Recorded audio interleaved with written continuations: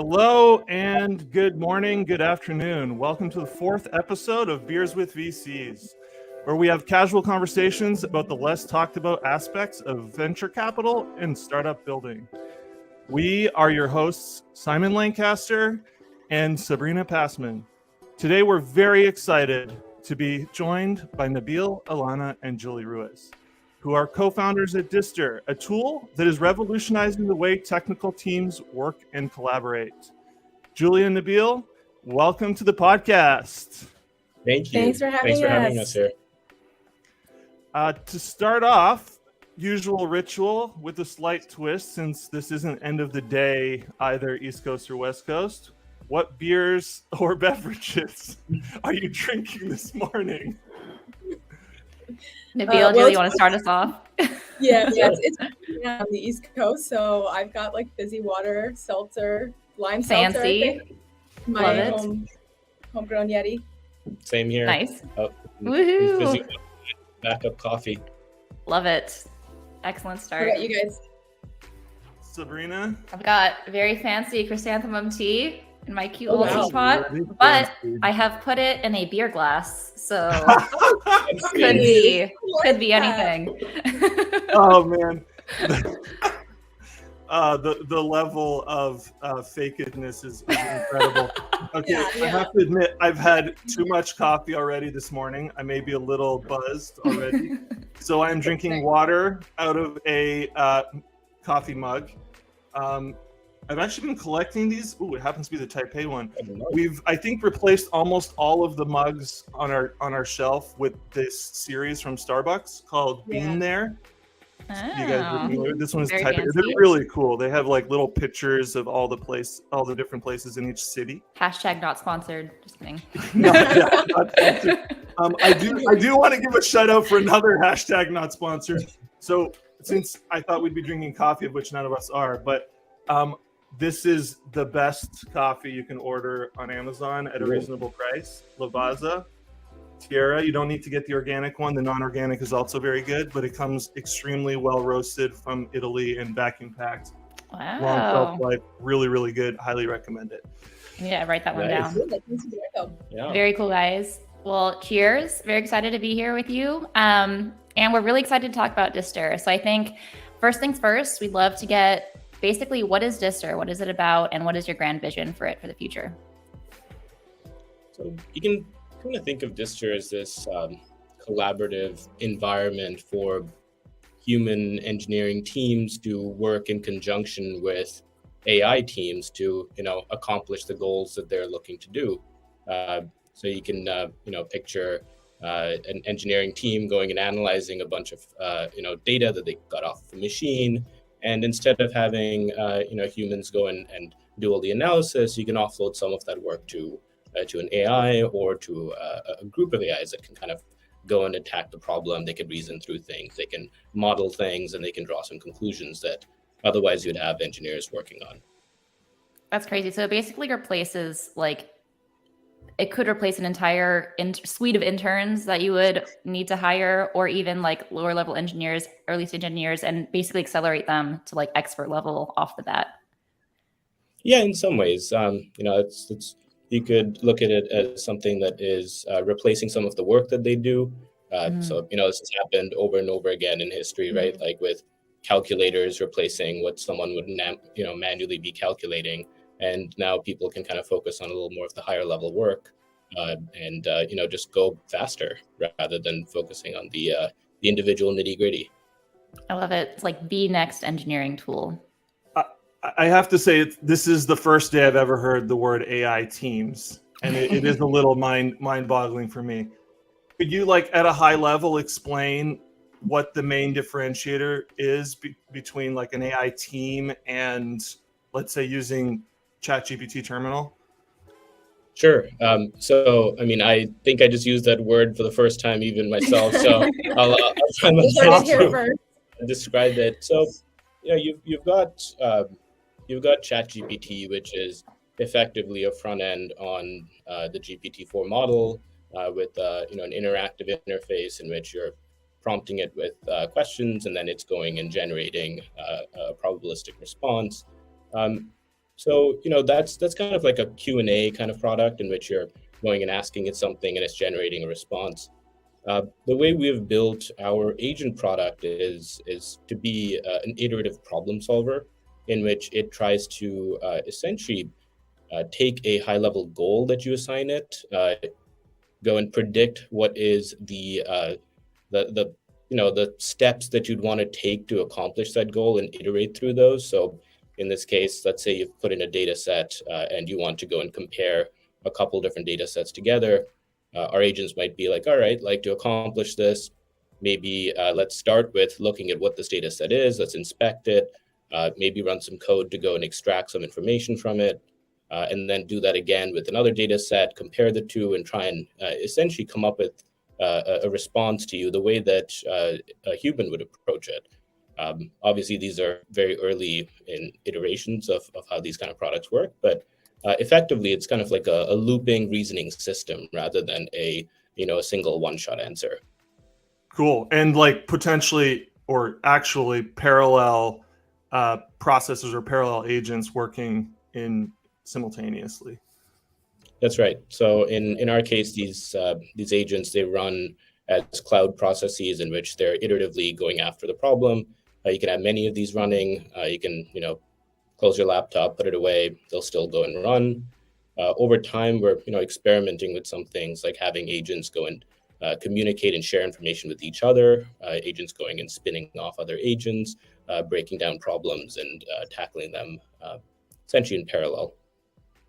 Awesome. Yeah, I think the iteration and the checking is really important for engineering and scientific tasks, which I know is a big part of what you guys are going after. Really cool. Yeah. It's incredible that you guys have landed here, and it just like fortuitously is exactly alongside the peak of AI hype, right? But I know that you guys have been working through this for a very long time. And I want to touch upon the term that we're defining as divine discontent. Like, how have you incorporated that into your journey so far? Like, where did you guys start and how did you get here? Yeah, so divine discontent, kind of think of it in a few ways. One is that we as humans are a little bit hardwired to constantly see something wrong with our environment, right? Like we are, it comes evolutionarily as a forcing function for us to constantly improve what our situation is. And we really embody that in the company and the way that we approach things. So we're constantly taking it as this is the present state, this is what it looks like, this is what the problems are, this is what's going well, and following kind of the gradient descent curve of what is the next iteration that we want to work on. Why is that the right direction? Is that even is that the slope in the right direction, and why that? So the entire product has gone through many iteration cycles. We started in a little bit of a different spot where we ended up, and it's been really fun to close that loop. Totally. Can you define gradient descent for the non-engineers on the viewing side of things? That'd be helpful. Sure. Yeah. So imagine like a 3D plot with kind of like a well, like a dip inside it, and you start at a random spot, and you're looking for where is the slope going down the steepest, and you follow that path, and you keep on doing that over and over again up until you end up in the well. Because when you start, you don't know where you're going to start. You can pick a random spot on the curve, and if you just follow this process, you will end up at that optimal. And you can define that cost function of how it is that you're assessing your current state and how it is that you're modeling that. And if you just keep repeating that, you will be essentially iterating towards what is minimizing the cost function that you decide. I love that was a little phrasing. No, it's perfect. It's genuinely perfect. And I think that really ties to the point of that when you start a company or when you start anything in life, really, it's never going to be perfect the first time. And, people are always like, keep trying and trying until you like succeed. But your strategy and the way that you approach it is not just like trying in a vacuum, and just like continuing to persevere despite all costs. You're actually making calculated decisions at every single point in the process. Can you describe like how you're taking in all of these different variables and like figuring out which direction to sort of drive your company. And I know it's not just on the engineering side, Julie, like there's so many things that you guys have both collaborated on together that have really driven you to this point. Yeah, and to your point, it's not single variant in that way, right? Like you can iterate on which market you're tackling, you can iterate on how it is that you're presenting the product to your customers, you can iterate on who it is that your customer even is, you can iterate on the product. Like if you look at most of the really successful companies in history, like Google as an example, they started off indexing books inside a library, right? Like, and they were making search for across information across books. But turns out that selling a product to a handful of libraries and librarians was not the biggest business they could build, and not the business that they wanted to build. So taking that same concept and applying it towards the web of instead of the interlinking between books and who's citing each other, looking at what are the different web pages and who's linking to each other, turned out to be a much more interesting application of the same technology that they'd built. So they went and pivoted in one angle, and they took a shot against the original book. Then when they closed their loop with their learnings, they took another angle. And similarly with Twitch, right? Like they started off streaming Justin Ken's life, and that's not quite where they ended up. I'm glad it looked seamless from the outside. There were certainly moments of learning and pivoting that got us to where we are today. And from my understanding and just interacting with other founders, that seems to be a common theme. So what you start with and have so much conviction for can easily change and evolve based on the needs of users, as well as your interests and the market around you as it evolves. So I think keeping an open mind and being open to changing your direction and tweaking the product to customer needs and problems, like you'll always end up in a good place. You'll find that what did you describe it as? Gradient descent. You'll find gradient descent. You follow it all the way to the well. Yeah, it's very much what we've done. That's awesome. And I think, can you, just as a specific example, like when we first started working together, I think your target market, your TAM was totally different actually than where you've landed now. What were the signals that or can you describe where you were then and the target market now, and what threads you pulled to basically follow yourself to this point? Yeah, absolutely. So right at the beginning, we were building this product kind of inspired off of the early days of the COVID pandemic, when the entire academic community took to Twitter and took to all of these very quick ways of sharing information with each other to tackle this, really complicated problem and multiple aspects of the problem of what was happening with COVID.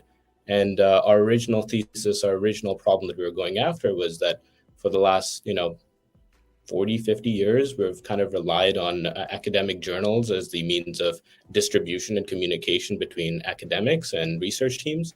And, they charge like anywhere from $2,000 to $10,000 per publication, and they're effectively magazines at this point, right? So the amount of value that they're adding is just distributing content between academics in which they didn't create that work to begin with, but they're, capturing so much of the value in the system.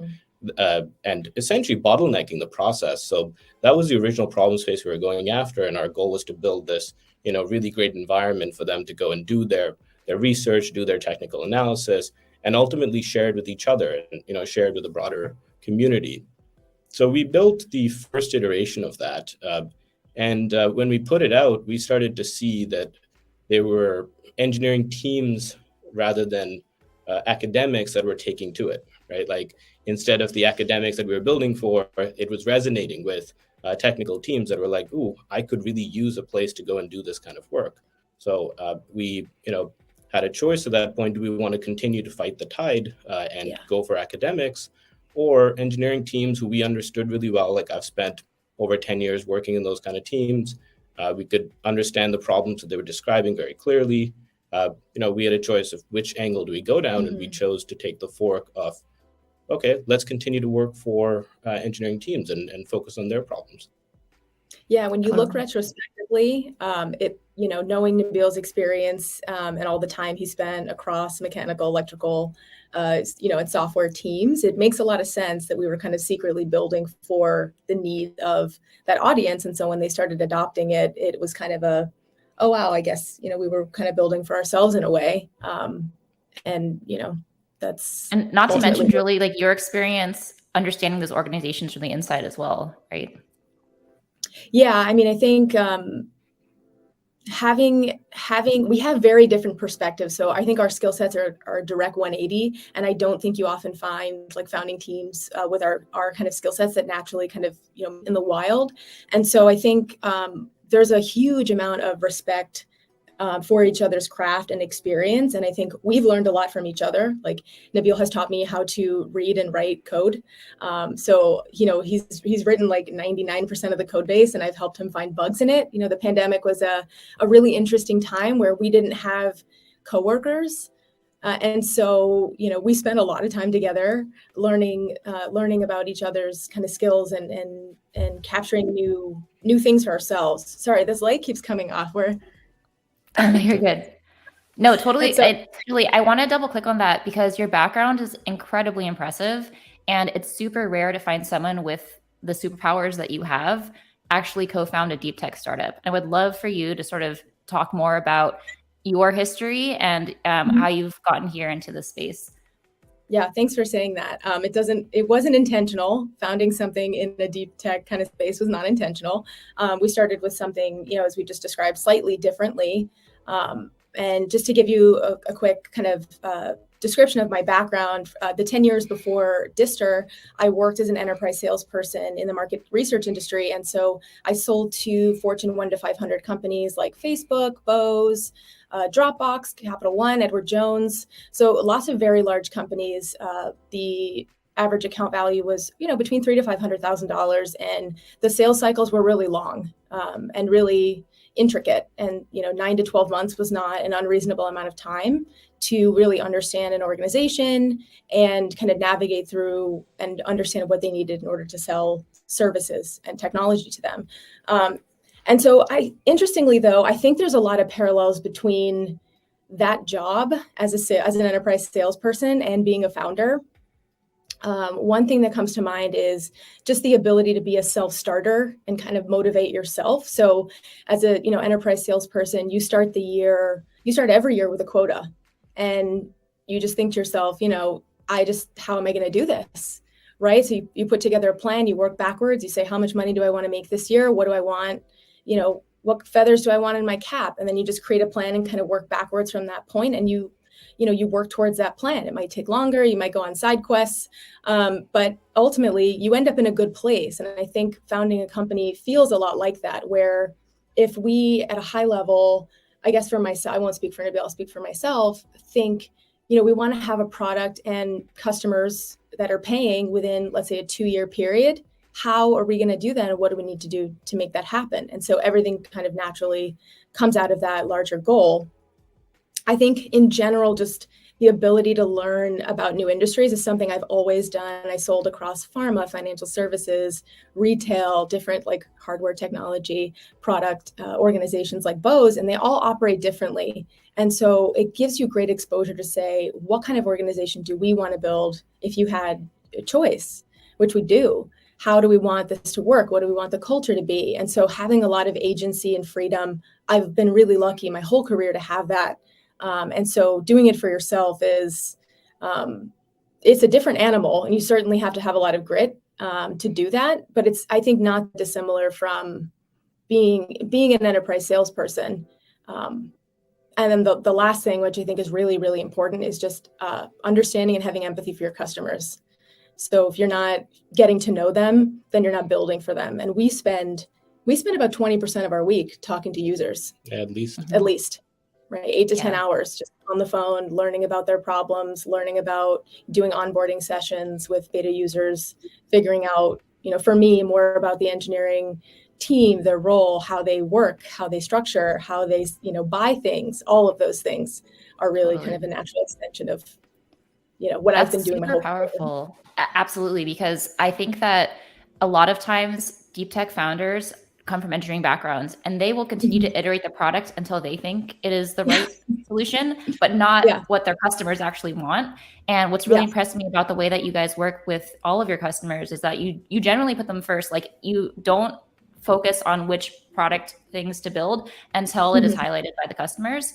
And a lot of the times it just so happens that you've already built, like, the whole academic framework that you put together happens to be extremely useful for a bunch of your customers. And so what's really impressed me is that while it does, like, from the outside look like you've been building this exactly for this application this whole time, really it is the whole gradient descent concept. Like, you've built something that was really applicable for this one group. You shopped it out to the market, you saw where it was landing, and then you just continued to pull on that thread until, you know, you've arrived at this incredible tool that is extremely, extremely relevant.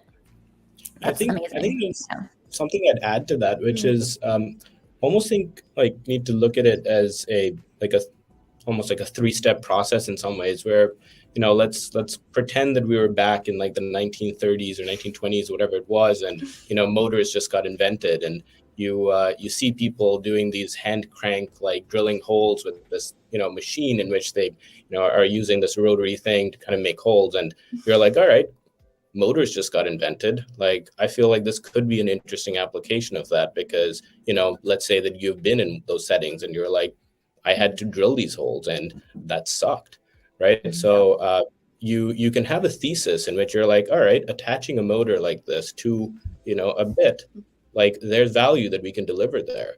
And, you know, you can prototype something like that, and that might take you a bunch of heads down time in which you are out in, you know, a lab or in a computer building this first revision of this drill. And when you take it out to the market, you might realize that, you know, you're there, but you're kind of still far. Like, you might have built it with, you know, a specific drill bit that's just like welded into there, and maybe they just want different size holes, where you got to now do an iteration loop in which you got to make it that they can swap out those. Maybe the cord is too short. Maybe the button is just inaccessible based on their gloves, right? So you gotta kind of start with the thesis and build, you know, something that is generally in you know, a thesis-based direction, and then you have to close the loop with the customer and be like, you know, how close are we? What is it that you need, and is this adding value to you or not? And you gotta, you know, essentially do iteration loops over and over again until you are getting closer and closer. I completely agree with that, and I think this just goes to show both of you have such an incredibly diverse amount of skill sets, and you have an ability to learn very quickly and very efficiently. And Nabeel, I want to double click on that for you, because the amount of, like, different verticals, even within engineering, that you've tackled historically, like, you've been a test engineer, you've, like, now, like, built an entire, like, software platform single-handedly, like, it's insane. And in parallel with that, you're also, what really impresses me is that you keep a really close eye on, like, the macro markets, even like economics globally, in addition to, like, what you're currently working on. And I think that makes you an incredibly powerful CEO. And I want to understand, like, how do you go about, like, keeping interested in all of these different things? Like, how do you go about learning quickly, and sort of, like, how do you apply that to your company on a regular basis? Because I think that is, like, a very core superpower for a CEO to have. His secret is to use his gesture. It's very nice of you to say, Sabrina. I really, like, that's flattering. I appreciate that. I don't know. I think I tend to follow where my curiosity leads me. You know, I learned software engineering when I was very young. I think I first got exposed to it when I was about 6 years old, learning Foxbase with my dad, with this, you know, dot matrix printer in which you tear away the outside edges, and writing this, like, very simple phone book application. And then as a kid, I would just, you know, pick up Visual Basic 6 and C# and just started learning it just because, you know, I found it fascinating and found it interesting. And by the time I got to, you know, to high school, I was making stuff, releasing it online.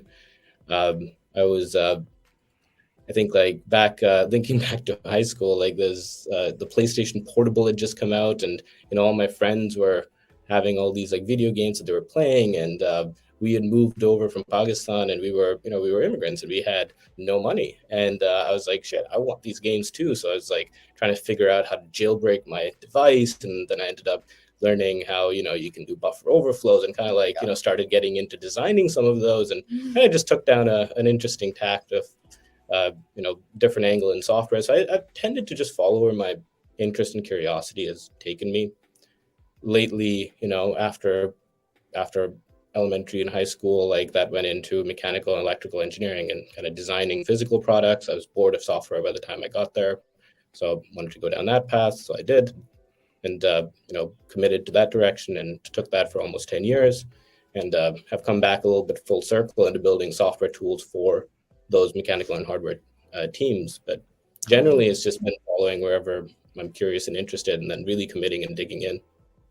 I think it's really powerful because the advice that at least I got in my generation growing up was like, you really have to specialize. You have to be like passionate about one thing for your whole life. And like every step in your career is going to be getting better and better towards that single thing. But I think even both of you have taken paths that really just diverse interests are not a bad thing. Absolutely. Mm-hmm. Like the fact that being endlessly curious about many different facets will absolutely help you if you're starting a company for yourself.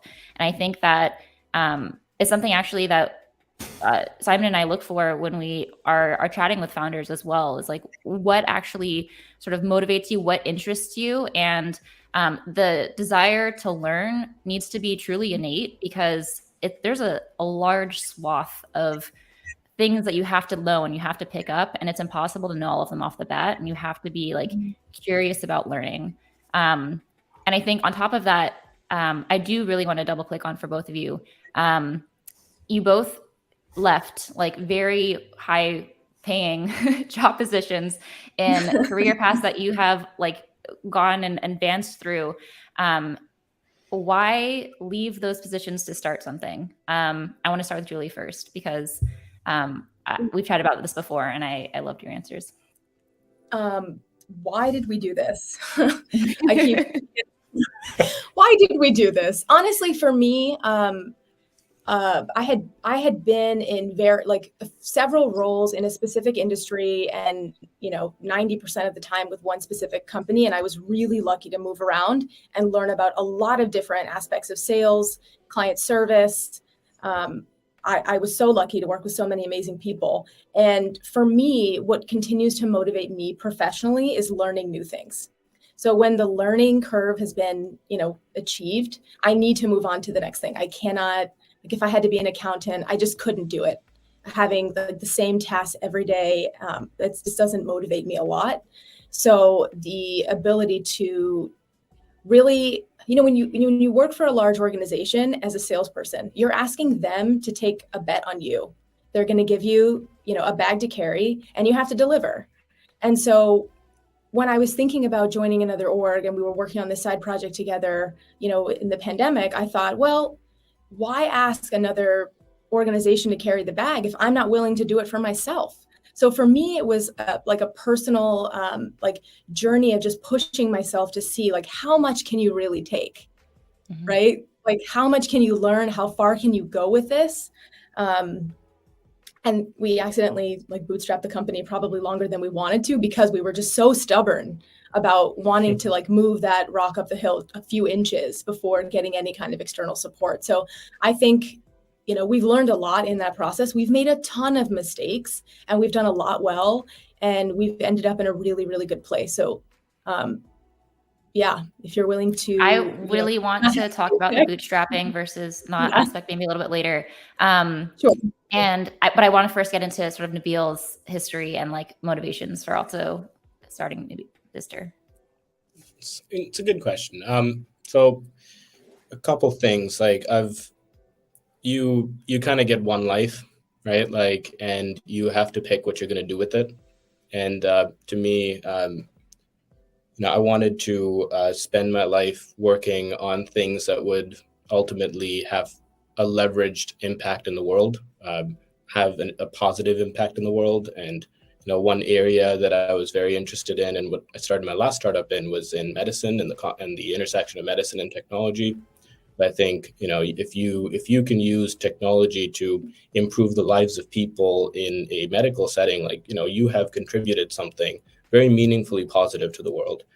And I think similarly with engineering and with the sciences, right? If you can improve the velocity of a team that is working on climate change, right? Like if you can improve the velocity of a team that is working in the energy space or any of these kind of things, like you have added a big leverage on the kind of contribution you have put into the world. So to me, like I've always kind of thought of it as like, what is it that I can do to, leave the world a better place than like I found it.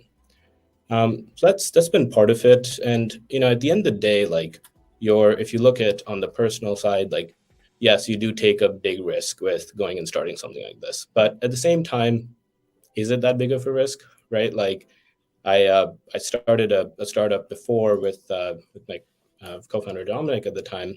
And, I had a little bit of that mentality of like, oh shit, if this doesn't work out, I'm fucked, right? But at the end of the day, I wasn't, right? Like, and, the risk is a little bit bounded on the downside and not as bounded on the upside. So I'd kind of challenge the presumption that you're taking a massive risk. You are taking a big risk. That's absolutely true. But I think you're also taking a risk by not doing it. Totally. I think the fallback plan for both of us is not terrible, right? When you go into it with that mentality, like having 10 years or 12 years of work experience under your belt, like that's never a bad thing. Mm-hmm. Obviously, it doesn't always feel that way. It doesn't feel that way all the time, like, but yeah. Especially when you're bootstrapping and you're like, shit, like how are we going to go and put food on the table in a few months? It doesn't feel that way, but in reality, you got to remind yourself that you have skills, you can go and get a job in the market, and you should keep that in mind as you keep going. So between both of you, I think there is a excellent mix of like extreme internal motivation to see how far you can go, combined with extreme external motivation to see like what you can do for humanity. And I think that mix between the two of you makes you an excellent team. And in terms of the bootstrapping topic, I'm really impressed that you guys were able to bootstrap for so long. And I think that your product certainly would not be as strong today if it weren't for that. Would you be open to talking a little bit more about like the bootstrapping journey, like why, how it helps the product basically become what it is today? So, I mean, not all of that was intentional, right? Like some of that was that the academic focus that we were originally going down didn't resonate much with venture capital. I mean, we kept going anyways, like for better or worse, right? Because we were like, okay, like that's their thought. Like we're gonna, it still checks from first principles to us, and that's something that we use very often is like taking things down right to the studs and trying to really understand like are we thinking things through clearly? And at the time it still checked from first principles. We learned a lot, which altered our perspective on that. And so part of it was that we didn't intentionally mean to bootstrap it. But at the same time, we just kept going, and we didn't let that stop us. And in hindsight, I think it was probably a really good thing for us because I've seen many friends and colleagues that raise a whole bunch of VC capital right at the beginning. They build out and hire a bunch of folks, and their velocity is very low, right? Because you've got communication barriers between your team. You're ramping up new people that need to all work with each other. You've got to create a culture all of a sudden while you're building product and finding product market fit. So I think at the end of the day, moving very quickly and iterating, you can do with a smaller team quicker than you can with a larger team. Obviously, the scope that you can bite off is much bigger with the larger team, and you can't sustainably build a company, or I guess like maybe there's a question mark there because can you offload a whole bunch of your work to agents for a while? Like, so there's questions about, how that's going to be going forwards, but it's not sustainable to just have like 2 people, but it's very quick to work that way. So I think taking something that we learned last week and putting in production in a week later, that's not something you can really do as easily with a bigger team in which you got to cash them up, be like, here's why we're doing it, and really solicit everyone's opinion, get everyone on the same page, divide up the work, and then go after it. You can do that a lot quicker with a smaller group. Totally. I think even from a risk perspective, we wanted to eliminate a certain level of risk for our own justification in working on this problem. And so we didn't really feel like, at least at the beginning, that we should ask the venture community to take a risk on us if we weren't willing to take a risk on ourselves and get the product to a certain place. And so I'm really proud of the work we were able to do. And the fact that we didn't have that external influence driving us to make different decisions or, hire people very quickly. Like, we had a lot of creative freedom in the way that we worked together and ultimately what the product became. And I wonder if in an alternate universe, had we raised money, early on, what the product would be, because it wouldn't be Distor today. I'm actually really glad that we did it the way we did. And I think, obviously we're a fabulous kind of team to bet on because we've done so much work and put so much time into eliminating that risk on our own. Exactly. And that's like the dream for any like VC to find is someone that has been proving to themselves first that like they truly believe in every aspect of what they're building and have developed a product enough to where actually, you already have the users. The way I'm envisioning it in my head, like in terms of like an animation is like, if you're injecting energy into a particle, like you guys, like before it explodes, right? So like, if you got money originally, you just kind of grow bigger without actually having like substantial energy to actually explode and become what is. But you guys have been putting energy like into your very small particle, like over and over as you've been honing your product into a very specific point. And then the injection of capital is what really tips it over the edge to now you can actually grow your team. And now that you have a very clear direction, you understand your customer, you understand your market. Now you're ready to actually explode and like be everything that it really can be. So I love that approach. Some of our favorite founders have been very, actually all of our founders have done a substantial amount of bootstrapping prior to considering capital. And especially in today's day and age, I think that's incredibly important for many different reasons. I want to go into one sort of, I guess, harder question. And that is like this will be really, really valuable to any founder. Like obviously creating a startup is hard. It is not all sunshine and roses. And there are certainly very high highs, but there's also very low lows. And the question I have for you guys is how do you pull yourself out of the low lows? Like, and understanding everything we've talked about so far in terms of your true motivations for continuing, what is the thing that really when you're faced with a low low, like how do you proceed? That's a really good question. Do you want to go? Sure. It's a really good question. You need to think about that for a second.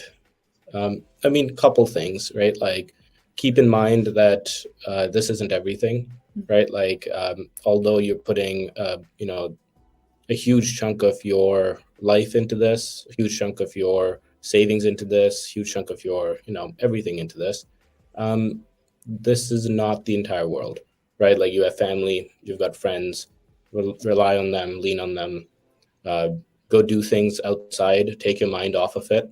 It usually helps to go and clear your mind with going and doing things that you enjoy. And then when you look back at it, you think from a much fresher perspective. I think just balancing, really thinking about what it is that you're working on and the, what iterations on whatever aspect that you're looking at versus realizing that this is not the only thing that you need to be thinking about in your life. And this is not the only aspect of your life, I think is really important. But friends, family, talk to them, lean on them.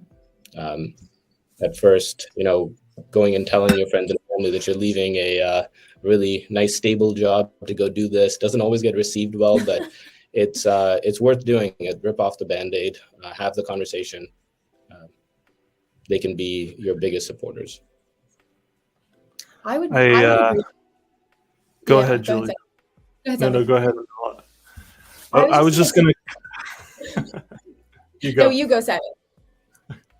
Okay. Canadians. We're doing it. I was going to say, I think one of the things I've noticed with you guys, and actually I've never said this out clearly, but like acknowledging the small wins and maybe even celebrating them along the way is like a way that Sabrina and I have been trying as well, and with other founders. And it's really a good way of like avoiding burnout. You guys have had quite a journey, so there's been a lot of ups and downs and lots of small wins. So. Yeah, I was going to say, like, I would agree with Nabeel about like this company building not being the only thing that's going well or not well in your life. Like the ability to really change your perspective and your mentality on a dime is really important in this job, because there are days that are really terrible and there are days that are amazing, and you just don't know what you're going to get. And that's really uncomfortable for me, for a lot of people. And I think for me, exercise has always been the thing that gets me out of a terrible mood. It just makes my endorphins surge. It reduces my stress. And then I think there's this other thing that comes to mind. Are you guys Ted Lasso fans? Mm-hmm. Okay, so the concept of like being a goldfish, Yeah. to be a goldfish. When something goes well, don't harp on it too much, because you're going to get humbled real soon by something else. So like, don't live in the glory of it. But also when something goes bad, whether it's a user interview, an interaction with your co-founder, an prospective employee interview, a VC meeting, like you just have to be able to shake it off and go to the next one with a positive mindset. Like that didn't just happen. Like we're just going to put that on the shelf for later and like go into the next thing without bringing the baggage from the previous thing. That's so tough. The ability to celebrate the wins, but also not resting on your laurels. It's, there's so much that's changing about this job, and you really have to be able to do a lot of things at the same time. And the ability to just keep your mind straight and how you do that is really important. 100% agree. And in fact, Julie, this is something that I've learned from you and was really inspired by. You mentioned once that like in every meeting you have to sparkle, and it doesn't matter like what has happened in the past, but I literally every meeting I come into, I'm like, today I'm going to sparkle. I'm going to do it anyway, no matter how I feel. But like just envisioning myself being a sparkling thing is very, very helpful for me to like get through the day sometimes. So excellent advice for founders. I really appreciate that from you. That's awesome. Yeah, right before we got on this call, I said to Nabeel, let's have a party. Like we're going to host a party. You have to bring yourself to every interaction. Yeah. And luckily nothing bad has happened today. So it's a lot easier. But on the bad days, you really have to just wear it like a costume. Like I'm going to choose to be happy in this moment and just let that thing go. Yeah. Exactly. And I think another thing that we've chatted about in the past was the complete lack of ego that is required to actually be successful. Like you can't be tied, as you're saying, you can't be tied to your successes or failures, and particularly ones that you played a big role in or not. Like for example, like if even in my own experience, like there have been ideas that I've been extremely tied to because like they're my ideas and I like want them to succeed so badly. And then when they don't, or when someone else recommends something that's better, it was hard for me to figure out how to let go of that thing. And I think both of you have an amazing, like you're superhuman level at being able to understand the best option despite whatever was created. And I don't know if you want to elaborate more on that, Julie, but it's something that I've been really impressed by, like both of you and your team dynamic together. I think we spent a lot of time in the pandemic, like learning about each other and building trust, like professional trust, which we didn't have like as friends before. So I think it was really important to say, like, how do you work? And we spent a lot of time creating a common language because I didn't have the same background that Nabeel did. So a lot of times early on, we would butt heads. And actually, we found we were saying the exact same thing. We were just using different language. So like the first year of working together, I think was probably a lot more painful than it otherwise could have been if he was working with an engineer, if I was working with someone with a more of a marketing or sales background.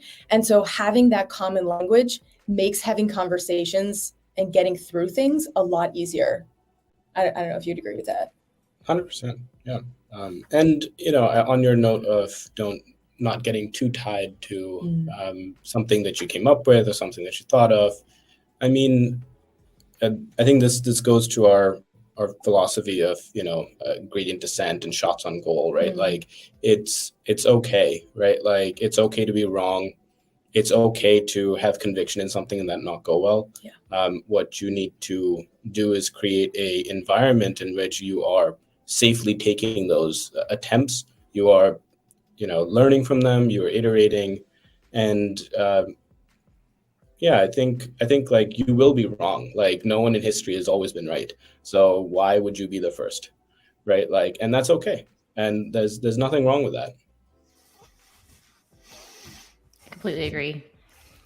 I think the last thing I want to touch on before our final question is you guys are such a well-formed team and you guys have worked through the hurdles together to understand how to work well together, do you have advice for people wanting to start their own companies in terms of like, should they have a co-founder, or if they do, like what to look for and how to sort of curate that relationship such that they can be successful?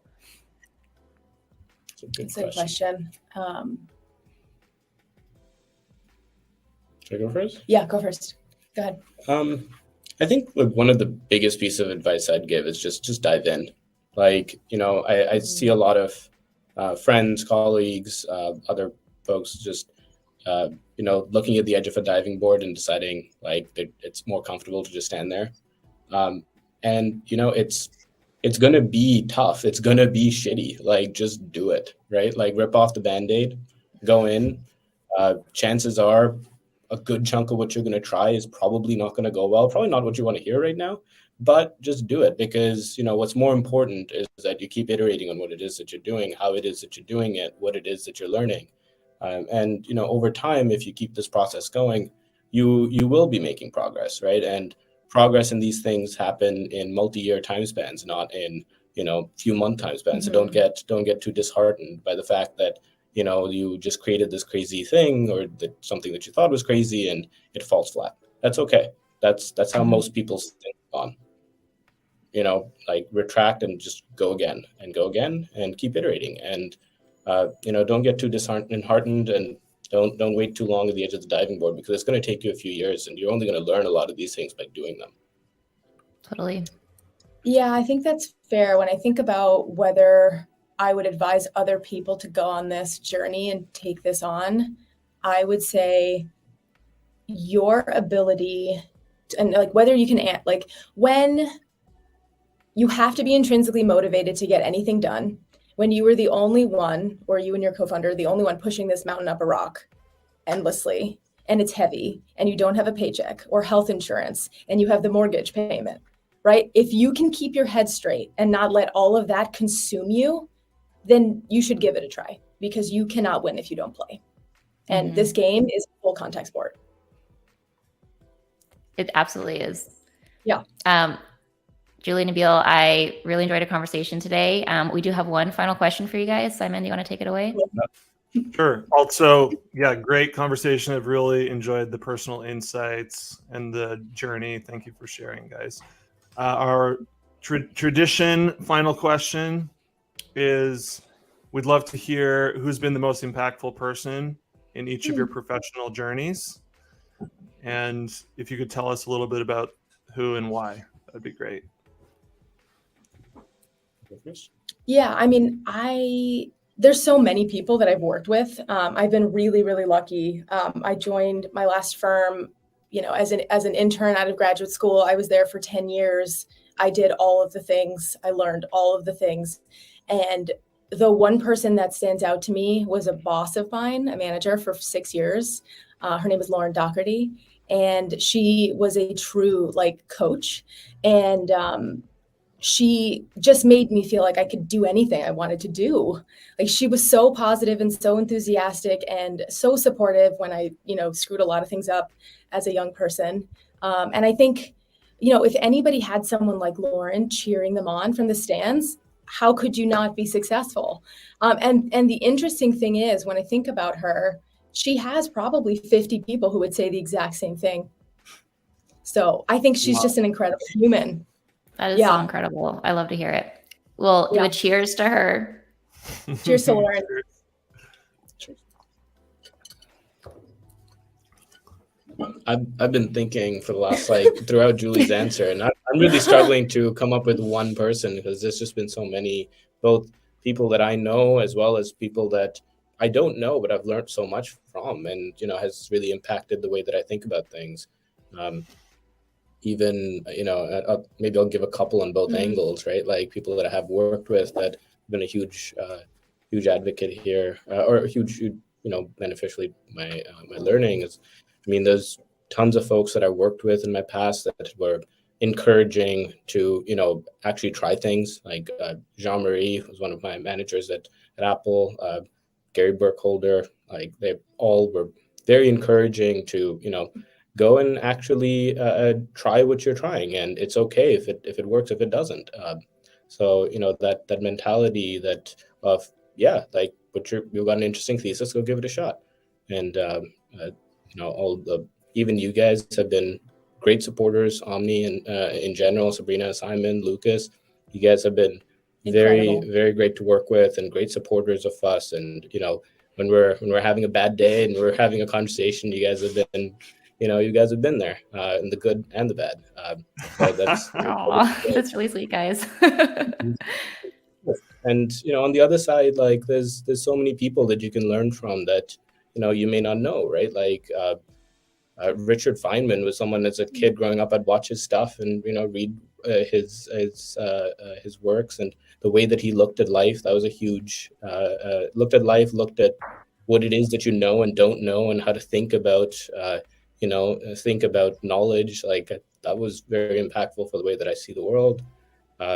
Lots of people that have been in venture for a long time that I've never met, but I've read the works of, that have formulated kind of ideas of how to evaluate risk, how to like think about products, how to think about what it is that a venture is, and how to navigate some of this.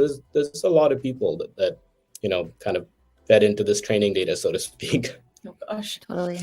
It just shows that there's like community, like everything that has a success has a community behind it, or at least one very strong person that's really believed and helped encourage each and every one of us to sort of grow to where we want to be.